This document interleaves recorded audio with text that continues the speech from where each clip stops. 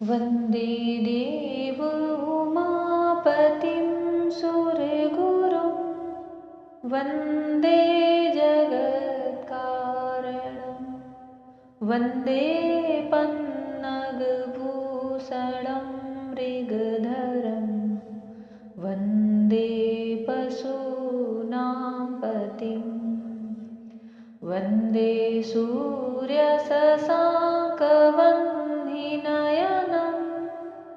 वन्दे मुकुन्दप्रियं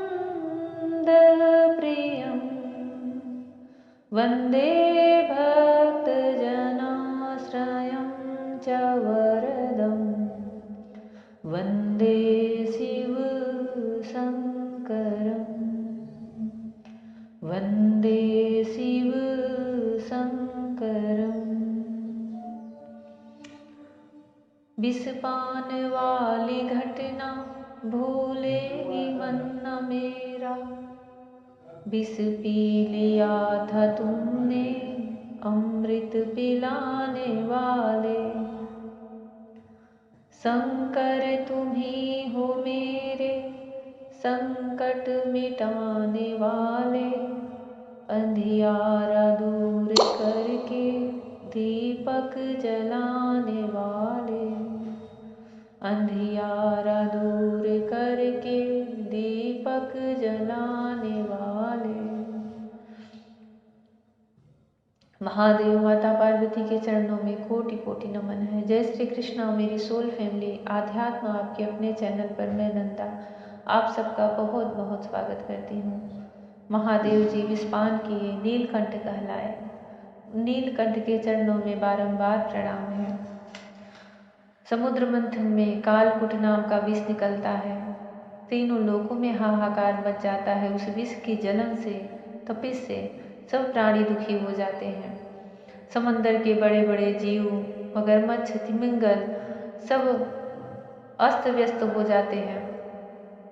ब्रह्मा जी देवताओं को लेकर के, देवता ब्रह्मा जी को आगे करके महादेव की शरण में जाते हैं और उनकी स्तुति करते हैं, दिव्य स्तुति करते हैं, वेद स्तुति करते हैं। ब्रह्मा जी कहते हैं इस कार्य और कारण रूप जगत से परे माया है और माया से भी अत्यंत परे आप हैं। इसलिए प्रभु आपके अनंत स्वरूप का साक्षात ज्ञान प्राप्त करने में सहसा ब्रह्मा आदि भी समर्थ नहीं होते, फिर स्तुति तो कर ही कैसे सकते हैं। ऐसी अवस्था में उनके पुत्रों के पुत्र हम लोग कह ही क्या सकते हैं। फिर भी अपनी शक्ति के अनुसार हमने आपका कुछ गुणगान किया है। हम लोग तो केवल आपके इसी लीला बिहारी रूप को देख रहे हैं, आपके परम स्वरूप को हम नहीं जानते। महेश्वर, यद्यपि आपकी लीलाएं अव्यक्त है, फिर भी संसार का कल्याण करने के लिए आप व्यक्त रूप से भी रहते हैं। श्री सुखदेव जी कहते हैं, परीक्षित, प्रजा का यह संकट देखकर समस्त प्राणियों के अकारण बंधु देवाधिदेव भगवान शंकर के हृदय में कृपावश बड़ी व्यथा हुई। उन्होंने अपनी प्रिया सती से यह बात कही। शिव जी ने कहा, देवी यह बड़े खेद की बात है।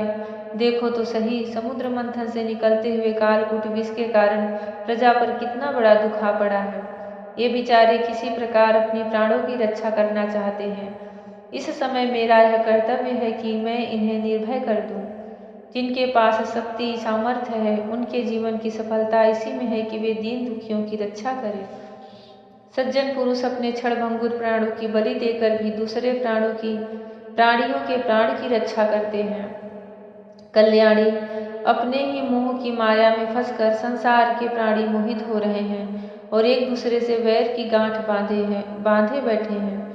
उनके ऊपर जो कृपा करता है उस पर सर्वात्मा भगवान श्री कृष्ण प्रसन्न होते हैं, और जब भगवान प्रसन्न हो जाते हैं तब चराचर जगत के साथ मैं भी प्रसन्न हो जाता हूँ। इसलिए अभी अभी मैं इस विष को भक्षण करता हूँ, जिससे मेरी प्रजा का कल्याण हो।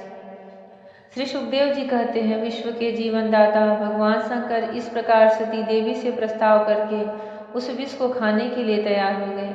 देवी तो उनका प्रभाव जानती ही थी। उन्होंने हृदय से इस बात का अनुमोदन किया। भगवान शंकर बड़े कृपालु हैं। उन्हीं की शक्ति से समस्त प्राणी जीवित रहते हैं। उन्होंने उस तीक्ष्ण हलाहल विष को अपनी हथेली पर उठाया और भक्षण कर गए। यह विष जल का पाप मल था। उसने शंकर जी पर भी अपना प्रभाव प्रकट किया। उससे उनका कंठ नीला पड़ गया, परंतु वह तो प्रजा का कल्याण करने वाले भगवान शंकर के लिए भूषण रूप हो गया। परोपकारी सज्जन प्रायः प्रजा का दुख टालने के लिए स्वयं दुख झेला ही करते हैं, परंतु यह दुख नहीं है, यह तो सबके हृदय में विराजमान भगवान की परम आराधना है। देवाधिदेव भगवान शंकर सबकी कामना पूर्ण करने वाले हैं। उनका यह कल्याणकारी अद्भुत कर्म सुनकर संपूर्ण प्रजा, दक्ष कन्या, सती, ब्रह्मा जी और स्वयं विष्णु भगवान भी उनकी प्रशंसा करने लगे। जिस समय भगवान शंकर विषपान कर रहे थे, उस समय उनके हाथ से थोड़ा सा विष टपक पड़ा था। उसे बिच्छू, सांप तथा अन्य विषैले जीवों ने एवं विषैली औषधियों ने ग्रहण किया। जय श्री कृष्णा।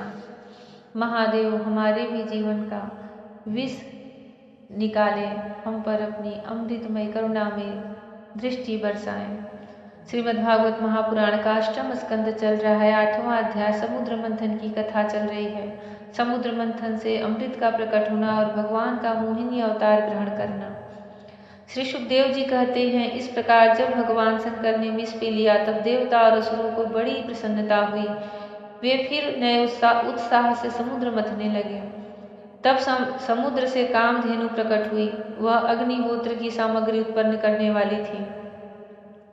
वह इसलिए ब्रह्मलोक तक पहुँचाने वाले यज्ञ के लिए उपयोगी पवित्र घी, दूध आदि प्राप्त करने के लिए ब्रह्मवादी ऋषियों ने उसे ग्रहण किया।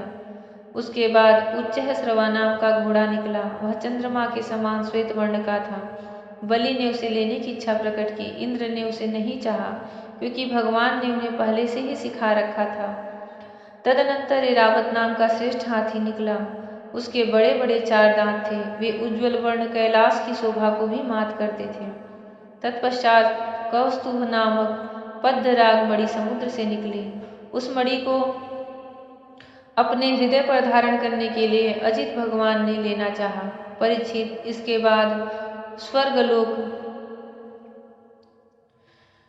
बाद स्वर्गलोक की शोभा बढ़ाने वाला कल्प वृक्ष निकला। वह याचकों की इच्छाएं उनके इच्छित वस्तु देकर वैसे ही पूर्ण करता रहता है, जैसे पृथ्वी पर तुम सबकी इच्छाएं पूर्ण करते हो।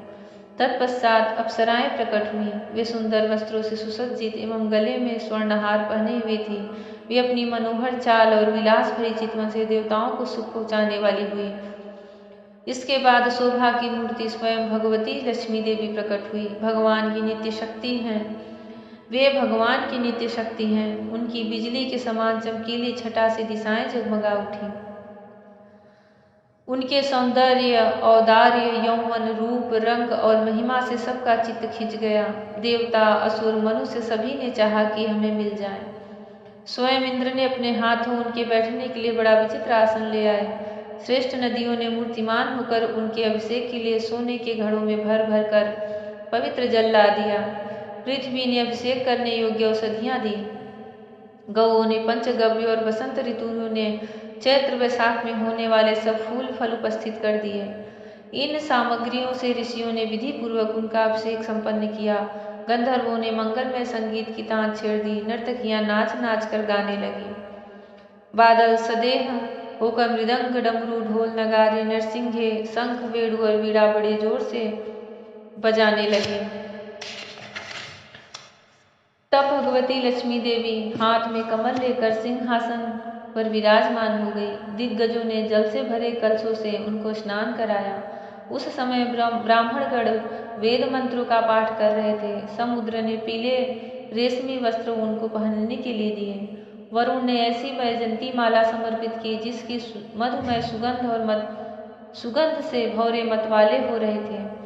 प्रजापति विश्वकर्मा भांति भांति के गहने, सरस्वती ने मोतियों का हार, ब्रह्मा जी ने कमल और नागों ने 2 कुंडल समर्पित किए।